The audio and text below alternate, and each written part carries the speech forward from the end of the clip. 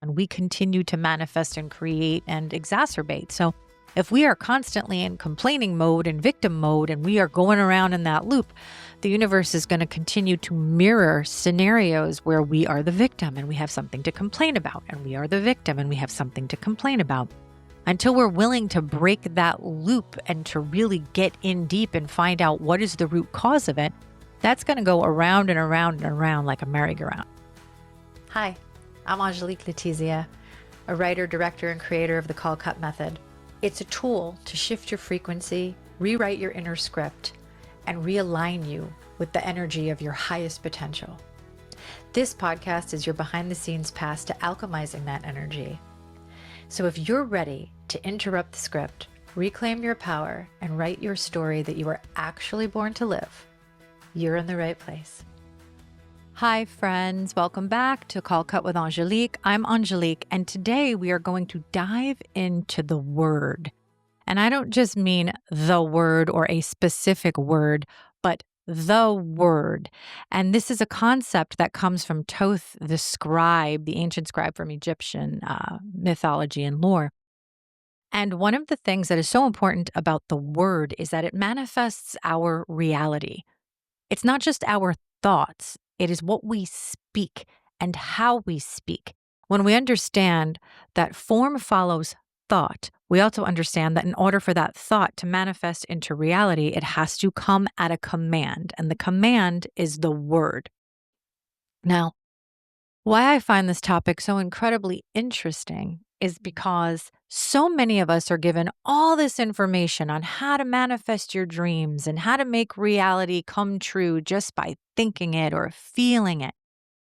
But there's quite a bit more to it than just thinking or feeling. There's a lot about purification of the vessel before we are able to elevate to a high enough frequency in order to manifest the life that we want to live.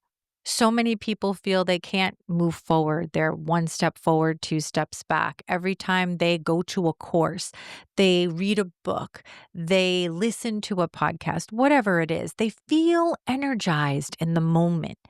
And it seems like after you come out of your retreat or your course that you're really gung-ho and you're moving along and things are working out. And then it stops. And then it feels like I just did all of that work and I'm right back where I was before. There is a reason for that. And it has taken me a really long time and quite a bit of studying before I could figure out what is causing these reversals, what is causing these distortions. And it ultimately comes down to how we speak. So let's get into it. Every time you speak, you literally sculpt reality. The ancient mystics will tell you that the word is not a sound, but it is a vibration of consciousness. Thoth describes the universe being sung into existence. And if you hear, people will talk about the cosmos as being harmonic. This is not by accident. This is by design, because sound transforms, right? Light illuminates, so we gain knowledge from light, but we transform from sound, from tones. If you think about bells in churches used for healing, tuning forks, 528 hertz, 432 hertz, there's specific frequencies of sound that we tune to that can actually rearrange and reorganize ourselves for healing. Conversely, certain sounds can take us down. They can cause distortion. They can cause illness. They can cause disease. That is why the spoken word is incredibly important, especially how you speak to yourself. Because so many of us have this inner dialogue that is less than positive. An inner dialogue that tells you you're not good enough, that you can't do this, that you're fat, that you're ugly, that you're not loved. These are dangerous thoughts, but when we say these things, even in jest, for example, you're looking in the mirror and you're doing whatever it is that you do and you say, oh God, I'm so fat. Oh, my eyebrows aren't even. Oh, I'm not pretty. Oh, I'm so bloated. Oh, I'm so stupid. Oh, I'm such a loser. Cut. You can't say any of that. Any of it, even in jest. And this was the thing that I think maybe got caught for me because I didn't really understand the power of the word on that level. That's also by design because when we don't understand our own power, our power can be used against us. That is why when you think about programming, things that are being told, music that is being put out, heavy metal, things that have these harsher tones, cursing, derogatory tones, lower vibrational energies, songs that are depressing and melancholic. This is all affecting you on a cellular level, and you don't even realize that it's doing it.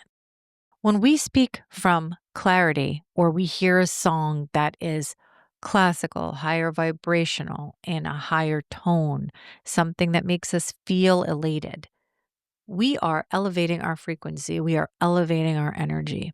And when we elevate our energy and we stay at a high vibrational state for an extended period of time, we open up the gateways for manifestation. But we cannot do that if our vessel isn't pure. And if our vessel is consistently using words that keep us stuck in a lower vibrational energy, it becomes even harder. Despite your best efforts to get yourself out of that negative feedback loop, you are still going to find yourself exactly where you don't want to be because you do not understand the power of your own voice. When we are talking about the word, we are not talking about language. We are talking about resonance. If we could speak telepathically with other human beings, there would be no use for language. And arguably, earlier human beings, and I'm going into the esoteric view of humanity, not the Darwin's theory of evolution, we could speak telepathically. We spoke through resonance, we spoke through vibration. And when you can speak through telepathic communication and you could speak through energy, things like lying, cheating, deception, manipulation are not as easy because we are in tune with another human being on a level that is much higher than the surface. Now, when you put language into the mix, now you have miscommunication. Now you have manipulation of that language because intention, inflection, in the acting world, we always talk about the operative word, finding that one word that can be used multiple different ways. When you think about it, you can have a completely different tone and meaning to the same exact word spoken different ways. So this causes a lot of confusion. And if we don't meet ourselves with clarity when we're speaking, then being misunderstood is going to be at the highest level because we are not vibrating from the right place to express the kind of emotion or the kind of communication that would really land on the person we're speaking to. There are three elements to this, and you're going to notice that the number 3 comes up quite a bit in this episode. And this first one is sound, thought, and emotion. Sound transforms, as I said earlier. Emotion is the power that gets you that transformation. And thought is the belief. It's almost like the blueprint. Whatever you think. If you think, I am ugly, the emotion behind that is sadness, despair. And then the sound would be something lower vibrational. Ooh, like a low, low hum. It wouldn't be something higher vibrational because it's coming from sadness. It's coming from despair. It's coming from a lack of love, self-love. When you change that tune and you say something like, I am perfect the way that I am, the thought, the belief, the emotion change, right? And therefore the sound changes and the sound resonates at a higher octave. And because everything is just like a musical sheet, right? It's just like a sheet of music. If you've ever seen experiments that they do with different sounds, they can actually get a sphere to lift and rotate and spin, which would tell you that the Earth and other planets that are rotating on their axis are doing so because of a unique harmony of music that we can't hear or perceive, or sound, I should say, tones that we can't hear or perceive, that is creating that level of movement.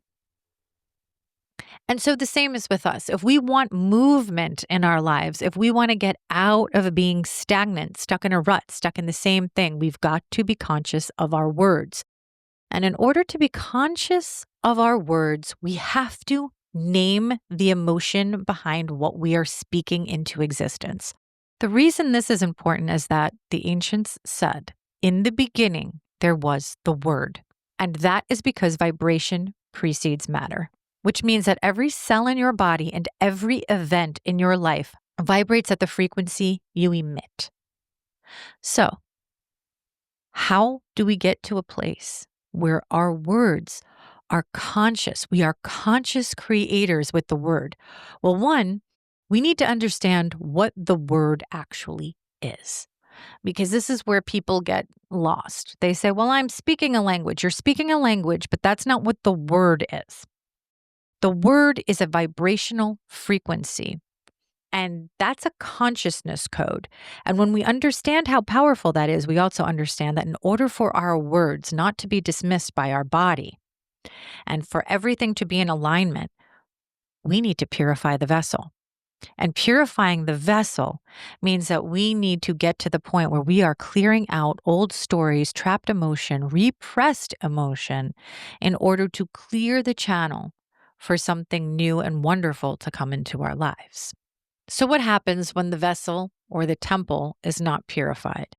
Well, that means that you are operating from old stories. You are operating from emotions that are no longer serving you. And in that creation process, you are unable to bring in these higher vibrational things because you can't connect to that through the vessel. I had to learn this in my own life because when I was younger, I was able to think about something and really bring it into this realm. As I got older, I started to notice that the more traumas I had, the more dramas I had, the sadder I was, the more angry and resentful I was, it was a lot harder for me to begin manifesting things or bringing good things into my life. It seemed like I was constantly pushing against the grain. I couldn't get one foot in front of the other fast enough or long enough in order to sustain any sense of this higher vibrational life that I was longing so desperately to live. And this was decades that I was fighting this and battling this and not quite understanding, why does everything feel like it's a reversal of fortune? Why do I feel like it's constantly 2 steps forward and 3 steps back? And that's because it is. It's how I was speaking, what I was saying, not really understanding that there's 3 forms of speech. And I actually wrote this down. And I loved this. I saw this on a video. So this is not mine. This comes from a video on YouTube that I will link. They talk about the 3 types of speech. One that complains based on the victim mentality. So, what is that? That is somebody who is constantly using their word, the power of the word, to complain about everything in their life. It's not fair. This is always working for somebody else. It's not working for me. Or no matter what I do, I never look good. No matter what I say, I'm always stupid. No matter what I produce, I'm always overlooked. These kinds of stories and these kinds of decrees that then create a reality of victimhood around that person.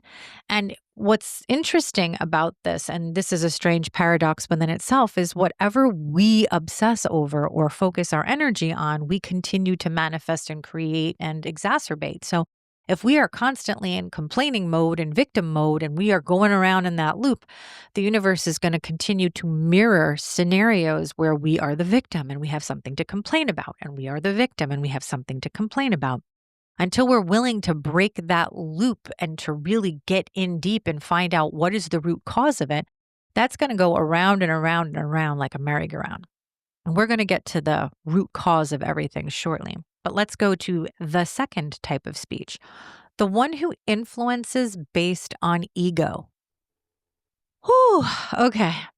I have to take a sip of water for this one. This is the one that I would say is just as prevalent on the negative side of the polarity spectrum. We see it everywhere. We see it in the unhealed healer, in the gurus, in the life coaches, people who are telling you how to live, and they do not live by their own teachings, nor do they really understand them. And yet they are out in the world telling you how it's supposed to be. Yes, there are people who are out there in their hearts trying to do good for humanity. But when you see somebody that has a very public platform or their information is being delivered in a way where they have all the answers and you must listen to them or you must take their course in order to, that's where we're going to throw up the danger zone because that's coming from ego. I knew a guy who really wanted to do something in this space. And I will never forget, he said this to me. This was about 7 years ago. He said, you know, the health and wellness space married with the spirituality is $1 billion industry, and I want a piece of it. And I said to him, but your method is nothing different than, cognitive behavioral therapy. And you want to charge people $10,000 to take your course, yet you have no track record of ever helping anybody. This is a brand new method. You have no public persona to speak of. And your only claim to fame is that somebody gave you this method and now you're going to monetize it and use it in order to help people. When in reality, you're just trying to elevate your own experience off the backs of people who are in pain. And that is probably the thing for me that really drives me crazy. This gentleman asked me to give him a recommendation, to which I promptly said no, because I can't recommend something that I've never taken, that I've never experienced. And regardless of whether or not I know you, it's really difficult to get behind somebody that I know is driven solely by ego and wants to influence based on ego, not on the desire to truly help other people heal. So, folks, it's going to take a lot of discernment when you are out there in the world, really choosing people to listen to, choosing books to read, choosing people to follow or podcasts to listen to. Really make sure you resonate with what these people are saying and take a step back and think. Always take the information in through your intuition and ask yourself, is this person trying to influence people through ego, or do they truly have a desire to help humanity elevate? Your intuition is going to answer that question for you. And the third type of speech is, and this is my favorite, the one that decrees based on inner truth. And that is the inner command. So these are the three ways that people use their language. They can use it to complain based on the victim. They can use it to influence based on ego, or they can use it to decree based on inner truth. So the question becomes, in order to purify the vessel, we need to decree based on inner truth. Meaning that we've got to eliminate the complaining, we have to eliminate the ego-driven storylines and purify this vessel. And the way we purify the vessel is by healing the emotions that are trapped in our body, because that's all this becomes. Anger that is repressed, sadness that is repressed or not felt, fear. They get trapped. There's an amazing book called The Body Keeps the Score, and the author talks about emotions being trapped in your body. And I notice specifically in my calves, if somebody starts to massage my calves, I can start to cry hysterically, just bawl my eyes out.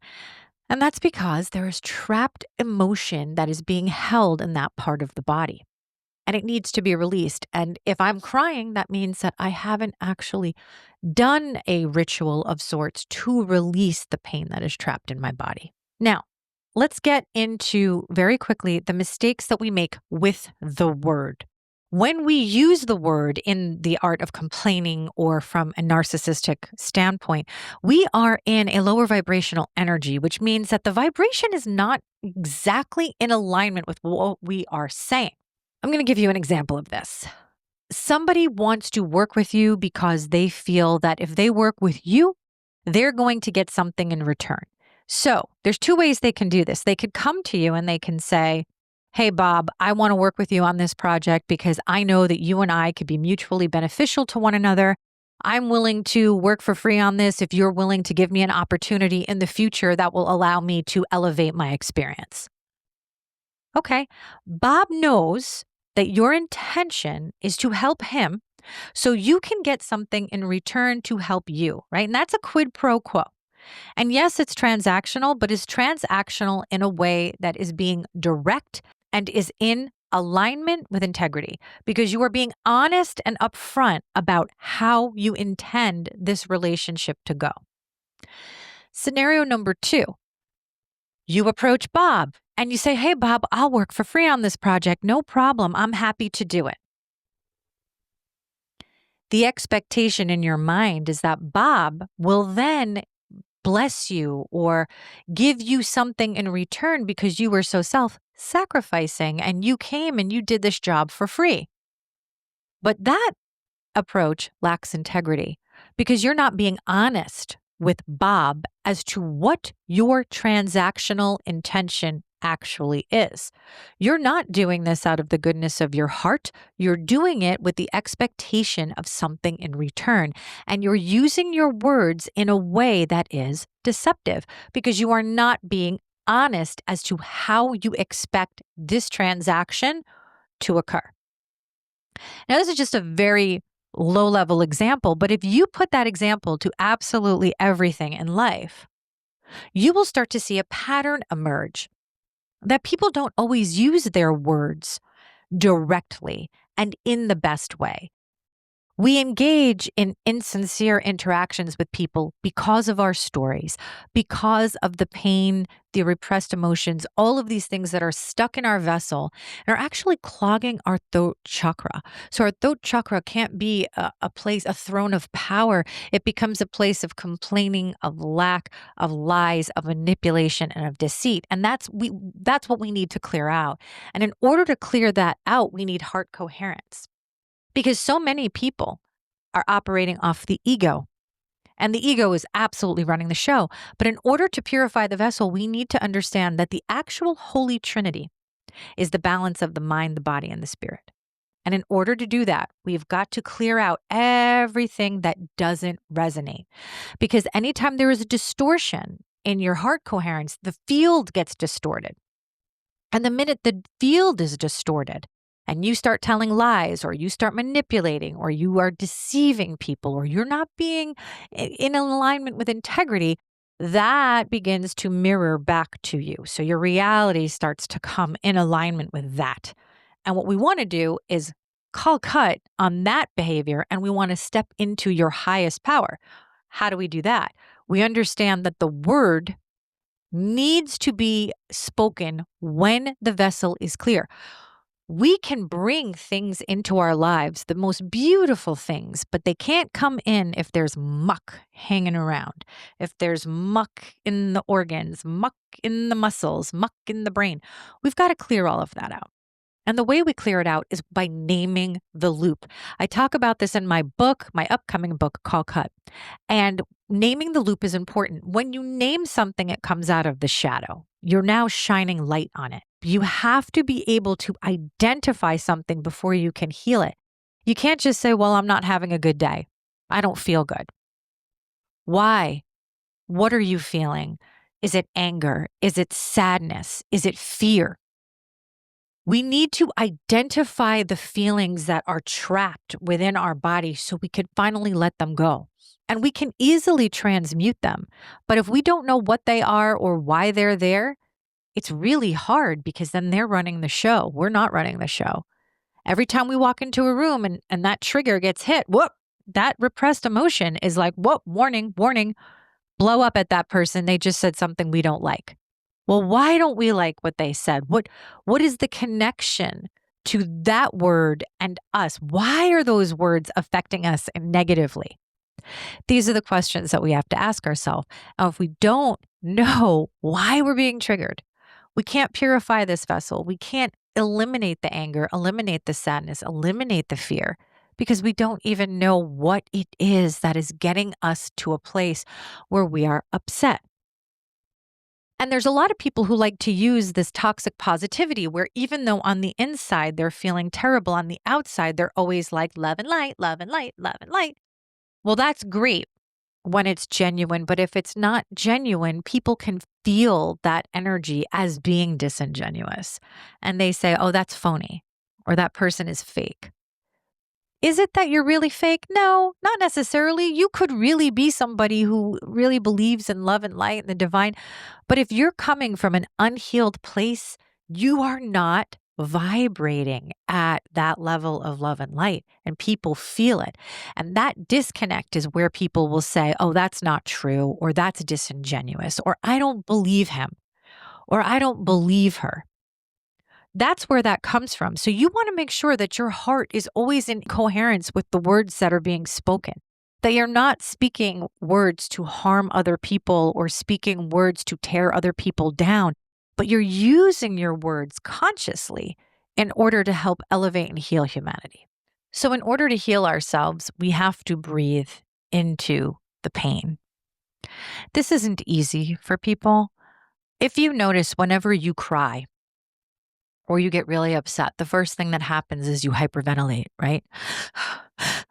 Whether it's you're hyperventilating because you had just screamed your face off and now all of a sudden you're trying to catch your breath, or you're crying so terribly from pain that you're hyperventilating. So the first thing we need to do is connect the breath. If we don't consecrate the breath, it is going to be very difficult to do anything else as far as healing the body. Everything in the universe breathes. And so for us to connect instantly to the divine and to calm the nervous system, we need to understand the breath. When we are in a state of hyperventilation, the way we breathe is to inhale and exhale for a longer count. That tells the heart rate to slow down. And you do that several times. 3 times should be enough. In through the nose for a count of 8, out through the mouth through a count of 10, as long as the exhale is longer than the inhale. Whenever you need a jolt of energy or you need to kind of make your heart race faster, you would breathe more shallow and quicker. But when we want to calm and connect, we need to inhale and then exhale for a longer count in order to ground ourselves back down to the earth, pull our body into the heart center, because everything comes from the heart. This is the master creator. This is where it all goes down, in the heart, right? The heart can either make you or break you. So you want to make sure that you are the master of that beautiful machine. In a lot of ways, this is the cosmic mind, the sacred heart. This is where it all begins, okay? I believe, and this is my own belief, I believe this is where the soul actually enters the body, is through the heart. And I also believe it's where it pops out. People have different and opposing views. There are people who say the soul pops out of the back of the neck. There are people who say the soul pops out of the top of the head. I've had a couple of near-death experiences where I have felt myself die. 2 of them were under hypnosis. And both times I popped out of the chest. So I'm going to roll with that one. And I will absolutely not dismiss anybody else's perspective, because we don't really know. And as far as esotericism and occult mysticism is concerned, there's no such thing as absolute truth, but there is truth in everything. So take what resonates and leave the rest. Once we have actually breathed into the parts of us that are in pain and really sat with it. You know, I have this acting coach, Susan Batson, years ago, and she used to do these incredible rituals where we would have to go through weeks and weeks of really kind of sitting in emotion. And she used to say, you got to sit in your shit. And sit in your shit is something I have repeated many, many times in my life. And it is attributed to Susan. And man, is it true. Because when we sit in all of that stuff that we're trying to run away from, we start to see the real us emerge. You see, we run away from our negative emotions because we think that they're bad. We feel we need to hide from things that we have done in life. No, we need to transmute that energy. Okay? You don't need to run. You don't need to hide. You don't need to bury anything in your basement or your backyard. Your job is to transmute. That's what alchemy actually is, right? We know that energy can be neither created nor destroyed. It can only be transformed. And the lead is the body. The lead is that heavy emotion that is holding us down. The gold is the light body. You see it in artwork. And when people, they're showing elevation and ascension, there's a golden aura or a halo. And that's to demonstrate that those lower vibrational energies have been alchemized. But we cannot alchemize anything unless we do the work. So purifying the vessel is really an important step, and understanding that the word is what allows us to be those co-creators, those master manifestors. And if we are not using the word properly, then we are actually holding ourselves back. We aren't giving ourselves the opportunity to rise to our fullest potential. So, step one, we purify the vessel by identifying what the emotions are within us that need to be healed. Once we know that there is something that we need to heal, we purify that part of our body with the breath. We breathe into it several times and we allow it to go. And you can say whatever mantra that you want to release. The past is the past and shall never be revisited. You can command that the body release this energy and alchemize it into something new. You can tell the body that this is now over and you are ready to move on. You have resolved this issue. There are many, many ways that you can have a conversation with your body in that moment to release that pain permanently.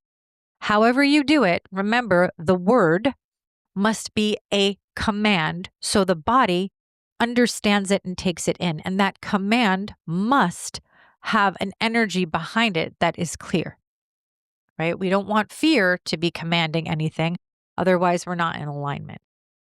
We have to be in alignment with our emotions. And this is where it all gets tricky, friends. This was where even I'm like, oh my goodness, it's far more complicated than law of attraction, like attracts like, put up a vision board. It's a complicated, energetic sort of reality that we have to learn to master. It's not simple for some people. Others can do it overnight. Others can manifest. They understand the energy dynamics. They already come in having that sort of innate connection to it. Others do not, and they have more walls to break down. So if any of this works for you or resonates with you, use it to your advantage. Allow yourself to feel your emotions, breathe into your emotions, and then let them go. When they say there's an art to letting go, there is an art to letting go. Because we have to be ready to absolutely transcend everything that we have been accustomed to.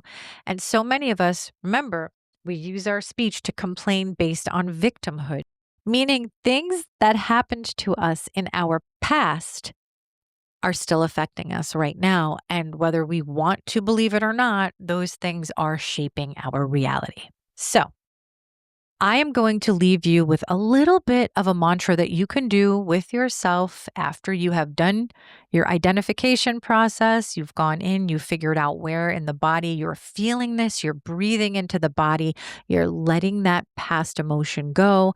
And now you're laying in bed and you're like, okay, how do I close out this healing? So, this is what we do. We close our eyes and we say, I speak my words only through love, coherence, and truth. My words are clear, coherent, and kind. Every sound I make restores harmony within. You only have to say it once, you don't have to repeat it. And as soon as you feel that release in your body, you drift off to sleep. And you will see that your body will do the healing over the next few days. You'll start to see that your triggers are not the same. If for whatever reason you notice that you are being triggered by the same stories, by the same emotions, go back in and do it again. Do it as many times as it takes for you to heal, because healing is a consistent process. It does not happen after one retreat, after one coaching session, after several therapy sessions. No, it is a constant reflection, reevaluation, redirection. Reevaluate, redirect. This is constantly happening along our journey. And part of that is we heal, we empty the vessel, we purify the vessel, we move to the next piece. We heal, we purify, we move to the next piece. And we continue to do this until we have purified the vessel so succinctly that we are now in a state of higher vibrational energy all the time. This means that petty things won't bring you down. You will not be affected by the same kinds of traumas and dramas that you have had in your life in the past. You will start to see the change. You will start to feel differently about different situations. Things won't be so life or death, black or white. You'll start to notice more color in the world. You'll start to notice yourself not really reacting, but just passively observing. And this is the gift that you give yourself when you go and you do that shadow work and you stare at the shadow and say, I am not here to defeat you. I am here to balance you. I am here to make sure that I integrate all of your wisdom into me so that I have both the yin and the yang, the black and the white, the light and the dark. Remember, friends, words have power. What you speak, your body hears. What you speak, your reality creates. So make sure that when you open your mouth to say anything, it is conscious, it is clear, and it is coming from your highest vibrational self. Thank you so much for joining me on Call Cut with Angelique. New episodes drop every Friday. If you like this content, please subscribe, like, share with your friends. And remember, folks, no matter what life gives you, you must always keep shining.